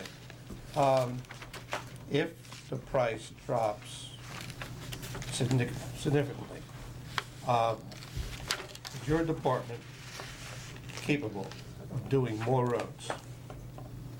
Yes, Okay. For the At the same price? yes. That's my question. That's what we're paying for. That's That's a very good You'd question. basically be able to get the contractor to do more at the lower price. Right. And Or we would can we have, say, we can do only these roads, and then we would cut the budget No, back to that dollar number? With the caveat that there may be many other towns in the same situation, say the price is down so the contractors may be stretched. But Correct. if that's not the case, I think everybody's sort of leaning towards doing more when the price is down. I think I want to point out though, and there's summer road maintenance, it's just not chip sealing this year. Last winter, and I think you've driven around the roads were beaten up pretty badly, causing us to do a lot of work on roads that we had not planned. Matt Hoey's favorite account, the dedicated road fund, was hit for $100,000 to make improvements that is not reflected in the actual numbers here for summer road maintenance for last year. We actually used money from the dedicated road fund for Podunk, West Street, Beaverhead. We had that money, and that's exactly why we've been holding it in advance, because now we're able to access the money and spend it and fix roads that they would have been a disastrous situation. This year's budget in that summer road maintenance does not include over $100,000 we're going to spend on reclaiming and rebuilding Moose Hill Road from Kenneth Circle down to Granite Road. But you can do that with, The dedicated road money. how much is in that fund? The fund itself is about $600,000. So we're probably gonna use at least $100,000 of it to do that, get that road. a section of Moose Hill Road, we will not have to chip seal. We will chip seal Moose Hill Road from Route 1 to Kennett Circle, and then from basically where we leave off near Granite down to 146. It's a long road. It has needs. It's a major thoroughfare for the west side of town. We have to keep that road in good shape. The one section I talk about that we're gonna have to reclaim and rebuild is in bad shape. We had a lot of patching we did there this spring to keep it together, and the only way to preserve that road is to reclaim it. And this is why that money has been set aside. The other thing I want to bring out too, if everyone would, you don't have to, I'll read it to you. Want to look at the 5-year capital plan, and in the general fund for 2017, which I did not touch, nor do I want to touch, is the major reconstruction of several areas of town, and I'll read them. Road reconstruction of Surrey Lane, $20,000. Shim overlay sections of Northwood Drive, that's at North Gilbert, $60,000. Okay, right, that's like $80,000. That's in the 2017 budget. In the capital section, that's not The operating. it's in the operating budget, but not in the engineering department. So, I mean, those are two major areas that we're doing on top of summer road maintenance. So to say that we're not addressing these problems is an insult. I'm sorry. Do you think I'm saying that you're not addressing these Yes, problems? you are. That's an insult. Well, that was definitely the intention. We've worked diligently. And with the to commission say, for the last 3 or 4 look years. at all the reconstruction, and does not include, if I go to the bond level, the bond section of it, where the department did an excellent job, by the way, an excellent job in raising Old Quarry Road. It did an excellent job in raising Chatfish Island Road, which I think Mark told me the other day, FEMA was delighted with the job that you guys did. They were. Okay, and what's also on the plan for 2016 is to raise Tuttle's Point. I mean, these are all road projects. The people viewing this tape, whenever the hell GCT puts it on there, is gonna look like we've done nothing, Tom. Yeah, You guys have done a great job. I was talking But about to say that we didn't do anything pisses me off. it looks like that. You got a little upset last year when we were in here too. Yeah, and I don't know why you guys continue to do this to me. So I was talking about a $38,000 increase request on this budget, $38,000. And I said that the intention, or the reasoning behind that, was that we had 2 years where we significantly cut back. And your our chip years seal. are wrong. We have trying to rebuild these So, roads I'm for the sorry if you last take it 6 years. personally.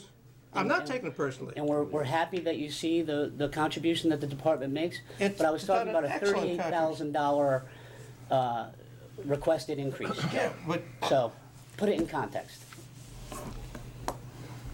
yeah, but you're putting down your own department by saying that.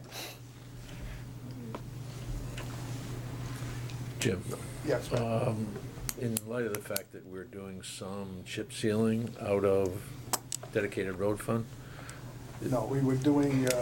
It's not chip preparations. sealing? We were preparing the road base for the chip sealing. Because they got destroyed during the They winter. got- Yeah, Okay, all right. yeah, I remember Jim and you and I talked about that. We're not doing any chip sealing out of. out of the road, it's just preparation work. Yeah, and in this case, this year, we're gonna reclaim, which is pulverize the existing road, reshape it, and repave it to our current standards. Gotcha. Could you, That- sorry, could you compare that to Westlake Avenue, what you did with Westlake Avenue last year? Westlake Avenue. Only because I traveled that a lot last year, and it Yeah. came out fantastic. I think a lot of the town does drive that, and if you haven't, it came out very, very well. So, It came out where did that? And that was at no cost to the town. That was a lot, we call it a lot zip program, it was a grant we went for. Great, okay.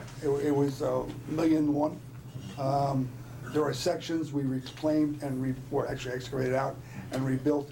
Then we milled the whole road from Route 1 all the way to the North Branford line and overlaid the whole road. And that was Of all course- us? Excuse me? That was all us, That that we was- did that? We did it with contract. Right. Yeah, that was, and, but I it bring didn't that up, cost us. I bring that up as just a point of clarification or, at least information for the public regarding, that project and the other projects that we have on the, what comes from operating, what comes from grant, what comes from capital. And last year, we just to stand on that, Mike, we got $1.1 million for that, not town money. We got a LoSiP grant for reconstructing school-side lane, which, when we met last year, we weren't even sure we were gonna have to do that road. We were thinking about waiting till after the high school was completed, but because of last winter, we went in and reconstructed that road. That was for $286,000. We rebuilt the Vineyard Point Road Bridge because in the spring, we had a bunch of school bus drivers said, we're not gonna drive over that bridge because the state came in during the winter and said, oh, because of their concerns of the weight limits, they reduced the weight on the bridge that you could drive over. There was from, I think it was down to 10 tons. And we couldn't use a regular school bus. So we moved that project ahead. We gained about $160,000 from the state bridge program for that. And we got the FEMA grant for Chaffinch Island for $229,000. These are all funds that we were able to access that didn't cost the town anything. So we did a lot of work, and this is the completed schedule of all the work we did last year. It was a very aggressive schedule. We didn't do Awesome, anything. Jim, awesome, Jim. We didn't do anything. No, it's not. I don't think, Joe, I don't think anybody said we didn't do anything. I think the comment was made that there were some years where we curtailed chip sealing due to budgetary constraints. And I think that, in my recollection, is that is an accurate statement. I think the quarrel here is when. It did not happen during your administration. I'm not saying that. I'm just saying the years were wrong. I think the years are wrong. I think it was a little further back, and that's why we've asked for the number of miles by year for the last 10 years, and hopefully we'll get to that answer. Sheila, I had a question, or two esteemed gentlemen here, on work orders. Can you explain? Work orders are a reduction to salaries for labor that the Public Works staff do on equipment for the golf course, marina, or waste transfer because they're their own enterprise funds. Right. So just the labor is reimbursed. All right, but we don't see any for 2016, 2017 budget? There was 5,000. There should be 5,000 there. 5,000. It should be, if it's not there, that was, It's not there. It should be. It was put in as. It is on the cover page. Not in your detail, okay. Yeah, and it's also, the summary sheets behind the budgets are gonna be adjusted. Going to be adjusted, okay. The salary sheets in the front of the book are accurate and show the 5,000. Did you get to overtime, Jim, by averaging out these prior years? Yes, the last 2 years. All right. Rather than just try to come up with a magic formula. There it- And it's subject, and it was a long discussion over 2 meetings with the commission. How far We back? go back to the old one, and it was what, about 3 years. You have to come up with a number. And we felt that by going back 2 years, it would be fairly realistic. And if we don't use it, we don't use it. Right. Sheila, one of the questions I had relative to that was, how much of that overtime in those 2013, 2014, and 14, 15 did we recoup from FEMA? And that's a really good question. For this particular year, we're actually we're getting $100,000 back from FEMA any minute now. It's been approved for the hours that are in 15. Right. And so, in the past, I haven't allocated it to line items. We put it in a FEMA reimbursement line, sort of at the bottom. So, in some ways, that's probably not, it skews the number a little bit. And I can let everyone know what the actual overtime for Public Works that we're getting reimbursed for. But that was not gonna happen every year, because that has to do with special circumstances, That so is, we can't but- count on that. No, I know, No, but but when you you're. can't count on the overtime. The Either being 137,000, inflated right? too. Right, exactly. So That's my point. when you want to compare the amount of actual overtime spent to what FEMA reimbursed, you can't look at that line. Right, that's my point, Exactly. Joe, yeah. That's right. And the other point I wanted to make is, as a result of that and other cost-saving measures, Public Works is year after year, is not spending their full allocation. And that money's falling to fund balance. Correct. So I just want to acknowledge that you guys have been managing the budgets well, and if you're not using that over time, it's going to fall to undesignated fund balance anyway. Correct? Yeah. I've got another question for you. On the page where you're breaking out the budget request, it's not numbered, but you wanted to promote a maintainer 2 to a maintainer 3. Maintainer 1 to a maintainer 2. Maintainer 1 to a maintainer 2. Yeah. What does that do to the, why are you doing that, and what does that do? It says 1 maintainer 2 to maintainer 3. That's what you're looking for, not the 1 to a 2 to 3. A 2 to a 3. Why is that in there, and what's the impact on the budget by moving that person forward? It's a very modest increase in the budget line item. We've had a young fellow who's come in and he's done a terrific job. He came in at an entry level, we've moved him up. I think it's a difference of $1.54 an hour. Oh dear. For his pay compensation. But he's done very well, and we think he's entitled to be recognized by increasing his salary. That's it. That's all it is. Modest impact. Very modest. When we look at grants, you said the 1.1 million, talking about Westlake, for example, 1.1 million there, and I know you've got a $3.8 million project coming up for the widening of Long Hill Road.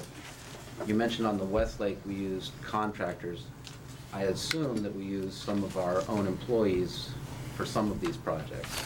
And my question is, when we have these grants, if we're using our own people, does the grant money reduce the budgeted full-time salary line when our own people go to work and actually do this work? Okay. How does that get accounted for? With the grants such as Westlake and Long Hill, we will not use our own employees. Those will be they were bid out in the case of Westlake Avenue. We did some minor prep work, but the bulk of the money spent was in Waters Construction. They were the ones that awarded the low bid. The bid for Long Hill will also be given out to a contractor. In the case of when we did Vineyard Point Road Bridge, we used to pay for our portion of that bridge. We had a grant from the state DOT bridge funds. They paid up to 51%? Yeah, the 40, yeah. Of the cost to leverage the money so that we got the most back. We included our labor as well as equipment in our application for funding to LoCIP. That let us get a greater percentage of the federal money, or the state money for the bridge program. So we got a full compensation back on what we were awarded on the amount we applied for from the state for building the bridge. But we also, when we put the LoCIP application in, we got paid back for, and you see, you have this sheet here, which is for the year, we have $90,000 in labor work orders. That reflects the compensation we got back from the state on the LoCIP, and that defrayed the cost of our labor. And so that would fall through to the excess fund balances then? Yeah. In actuality, if you look at what we were appropriated under 14-15, after all was said and done, and even though we had some large overruns in the overtime and summer road maintenance and winter road maintenance, we still came on $14,000 under, because we were able to, leverage the funds the best way we can. So we actually contributed $15,000 to the surplus by doing that. Yeah, that's true. And I think, and I'm very proud of the department in the work that we accomplished. I mean, as I said, and I'd love to send this around to everybody. This is what we did as dates and as the projects that are completed. Send it. Yeah, that'd be great. And as well as this proposed program for this year. We haven't put the dates in yet because we don't know what kind of winter we're gonna have and when we can actually start, but. You have I am- copies? I will make copies. Good, every thank time. you. I intend to start with the reconstruction of River Street immediately. I've talked to Tilcon already. And I've also talked to them about milling and overlaying Broad Street. We've had major work done on those roads by the water company. The repairs are done. I am working with the water company to get, as of this date, when we have to finalize it, $68,000 in rebates from the water company for the repairs. Instead of them patching the road, we're gonna get a check for that amount of money. We'll put towards repaving Broad Street and towards the construction of River. So, we're trying to utilize whatever resources we can. We all know how tough it is to fund all these projects, but we have a major investment in our road system, and I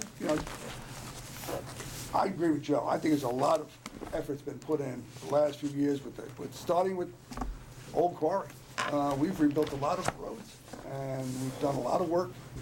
I'm very proud of it. I'm very proud of the department. The guys have really stepped forward. I think I've said many times, it's much more fun to build something than to sweep the streets. When you build something, to me, you get your enthusiasm. The guys work better. Listen, we all have to do the maintenance work. You do it around the house. How many times you want to vacuum a freaking house? But if you do something. Every time your wife tells you to. I'm very good at it. Well done. But, it's when you get and you dig in and do something, like build a deck or something, it's much more fun. So I see it the same thing with the public works. Guys really come to the fore when we need to do these projects. And I think it's a real credit to the town, because I'll tell you, we are the envy of every other town in this area in terms of what we do, in terms of construction. Jim, I couldn't agree with you more. I mean, every time I pick up the phone and call you and Tom, it's done. It's done. And, that's why I get so annoyed when I feel people are not giving you your credit.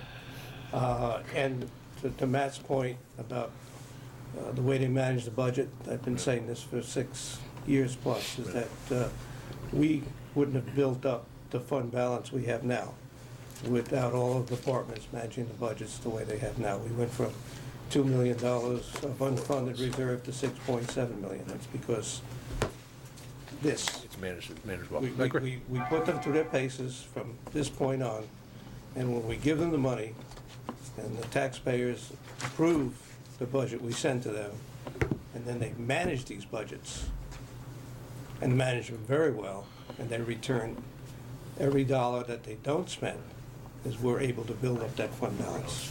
Great. And there's not a lot of towns that do that, and able to deliver the services that these departments deliver. I agree. Particularly Public Works. Thank you. Yeah. Good. Anything else? Gary? I would just like to sort of build on a point that Pat made and thank Tom Fillion, because I think the attitude and the relationship between the staff and citizens has been terrific. And I've had a number of comments about people that said Public Works was working in my area and the people were courteous. They went overboard to, pull some stuff off my property or clean up or leave things nicely. And I think that's an attitude that has, under Tom, substantially improved. So I would like to particularly credit him and his group for doing that. Just one question. The other side of the other hat, your engineering stuff, on the revenue side, do you see any changes from a revenue perspective? Any of your fees, et cetera? That's so dependent upon the amount of development in the town. We collected 25,000 in site inspection fees roughly last year. A lot had to do with Guilford Commons and some of these other Tractor Supply. There's nothing really. There's a lot of projects that are out there sitting around, unless you have the former Fonticello site, if that was to go, and they've had a sign saying coming soon. And there's some other projects that have been sitting there. If they come to fruition, then that will be reflected in what we actually collect. But, you know, the uncertainty of the economy, I just didn't want to lead anybody to believe we're gonna get, make the same kind of money. You have a number of $88,500 for reimbursement on equipment repair and maintenance? Or is that for the whole area of building maintenance and equipment repair? Where are you looking? Building maintenance, we had the Oh, that's, 55,200 and 55,700. okay, yes, that's the reimbursement on repair orders. Those are from other departments. It's where we would do works for the police department or for Park and Rec. Intergovernmental. Yeah, kinds of- this is where the money comes back. We buy parts, and this is they have to pay us back for those. So that's what that money's for. Okay. That shows a lot of cooperation among the departments. You know, we've made an effort, I think, just like Gary had just said. I think right now, the last 3 or 4 years, the cooperation has really been terrific. And I think it's only gonna get better.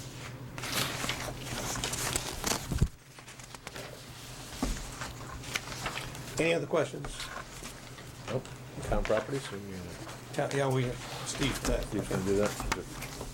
Thank you very much. Thank you. Thank you, gentlemen. Nice job. And I'll get, thank you, I'll get you. You gonna hang around for town properties, or? Yeah. Steve? Yeah. Okay, thanks.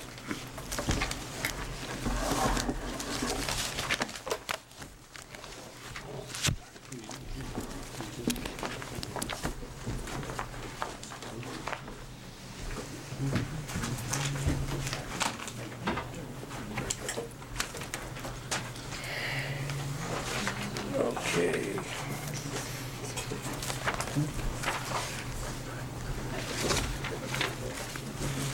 Okay, town properties. All right, we have town properties, Steve Nightoff. Good morning, Steve. Good morning. Good morning, everybody. Good morning. Good morning. Would you like to start off? Budget hasn't changed too much. Salaries have come from the finance department. The only difference is part-time salaries. One of my guys retired, so we have somebody new coming in, so we will get them cheaper. Overtime's the same. Expense and travel's the same. Utilities have gone down. Gas prices and oil prices being lower, so expect them to be lower this year.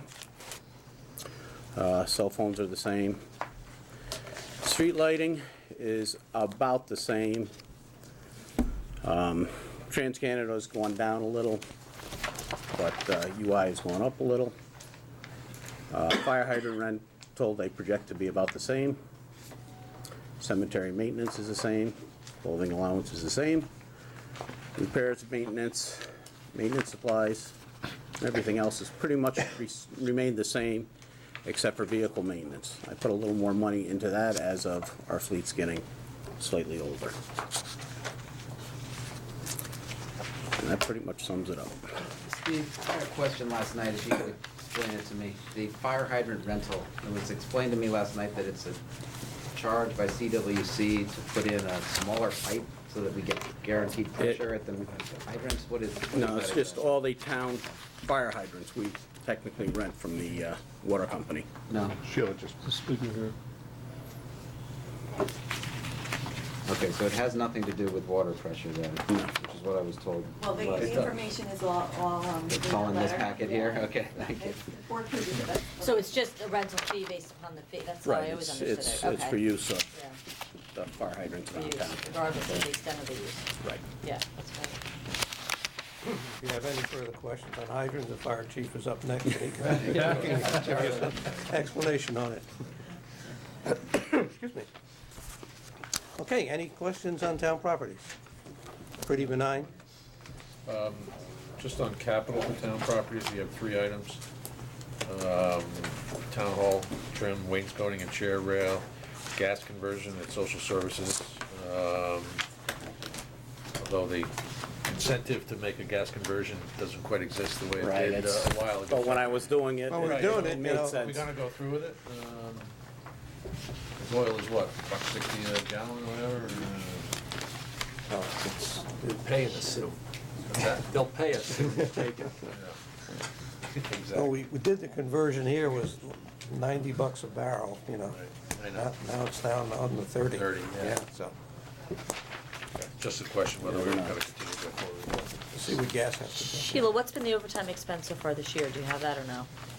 I have it here. Yeah, probably very low. Okay, yeah, all right. That's good. I'll look it up, thanks. I probably should note, in case it's not clear, that on the utilities, we're now with Constellation Energy, which took the place of TransCanada. We entered into a contract, multi-years, we talked about that last night, but it's a 7.7% decrease over the prior contract. And on Northeast Utilities, which is now actually Eversource, they have told us to assume a 1.14% estimate over the current year. So those are the numbers. Increase or decrease? Increase over the current year for the delivery. So those are the numbers that most of the departments used, at least for a guideline for their utility budgets. Cindy, no overtime's been expended yet. That's what I think. No. Yeah. Most of the overtime on Steve's budget would be for snow removal. Right. Okay. Because even in prior years was low, so, all right. Okay. Anything else? Okay. Thank you, sir. Thank you. Thank you. Very well.